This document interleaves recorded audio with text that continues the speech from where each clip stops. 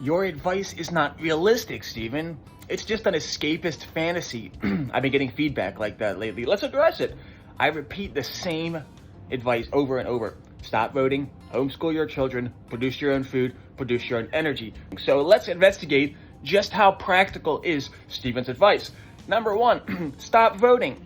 Not only does this immediately give you energy back, but once you make that decision and that commitment that you're not going to vote, you might notice that you're a lot less stressed out by all these soap operas for grown-ups, by grown-ups.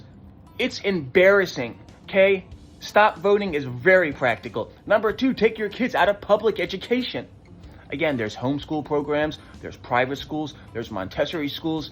The bottom line is if the Amish people can do it in a multitude of states with zero problem, you have no excuse for letting the human traffickers who write the federal curriculum subconsciously program and groom your precious children.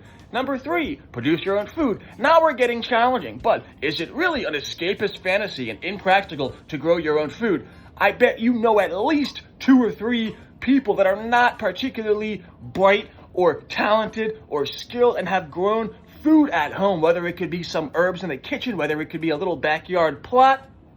And if you look into principles of radical permaculture, you will learn that it actually doesn't take much of anything. You just need the right seeds and you gotta throw them all over the right land, and nature does the rest for you, and you can start shopping less and less and less at the centralized food supply. And finally, what about producing your own energy?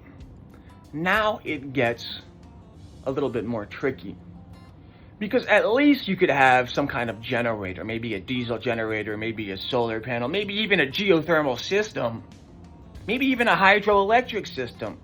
You know, I've driven coast to coast 5 times and seen all kinds of jerry-rigged off-grid energy systems. So I know it's harder than the other things, but it's definitely worth not being a slave to energy companies to figure out.